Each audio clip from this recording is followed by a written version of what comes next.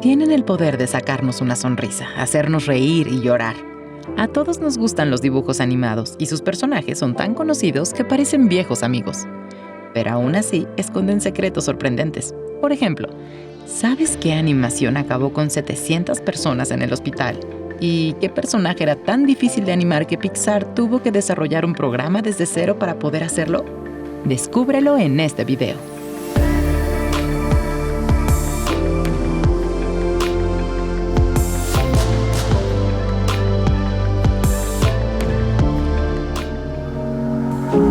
El icónico Mickey Mouse de Disney apareció por primera vez en las pantallas en 1928 con Steamboat Willie, y no tardó en convertirse en el personaje favorito de Estados Unidos y Gran Bretaña. Por eso, en los años 30 salía con frecuencia en la televisión.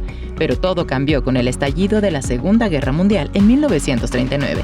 La BBC tomó la decisión drástica de detener todas las emisiones televisivas por miedo a que la longitud de las ondas supusiera una señal para los bombarderos enemigos. El último programa que se emitió fue el corto El Gran Estreno de Mickey, antes de que la televisión desapareciese en Gran Bretaña durante los próximos 7 años. Cuando por fin volvió en junio de 1946, ¿qué es lo primero que se televisó? Exacto, el mismo corto de Mickey de la última vez.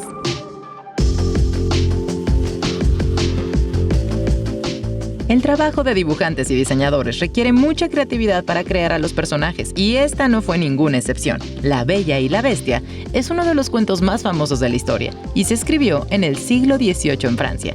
Pero cuando hubo que recrearlo para la famosa película de Disney en 1992, el animador Glen Keane no tenía claro qué aspecto tendría. Finalmente se decantó por 6 animales diferentes. La bestia tiene melena de león, colmillos de jabalí salvaje, el ceño de gorila, cabeza y barba de búfalo, piernas y rabo de lobo y cuerpo de oso.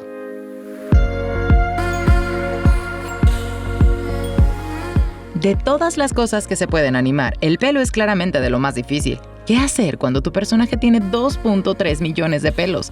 A este reto se enfrentaron los animadores de Pixar cuando trabajaron en el personaje de Sully para la película Monstruos S.A. de 2001. Fue muy complejo, hasta tal punto que les llevó 12 horas renderizar y modelar cada fotograma. Al final desarrollaron un programa de animación pionero específico para este reto, llamado Fisty, que a día de hoy se sigue utilizando en la animación.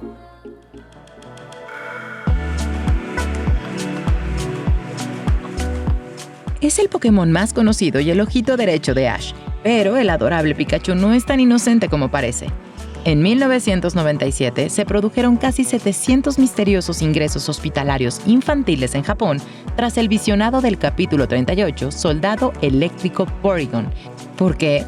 El personal sanitario no podía afirmarlo con total seguridad, pero todo indicaba que estaba relacionado con los efectos visuales repetitivos del ataque rayo de Pikachu, provocando convulsiones epilépticas fotosensibles en una gran parte del público. Este hecho se conoció como el shock Pokémon. Desde el Pato Donald al demonio de Tasmania, muchos personajes de dibujos hablan su propio idioma, pero ninguno tan complejo como el de los Minions. Estos pequeños seres son conocidos por muchas cosas, sobre todo por su adorable galimatías. La pizza para comer, voulez-vous para spaghetti. Pero ¿sabías que su lengua tiene un nombre? El minionés, que está basado en la mezcla del inglés, francés, español, italiano y japonés.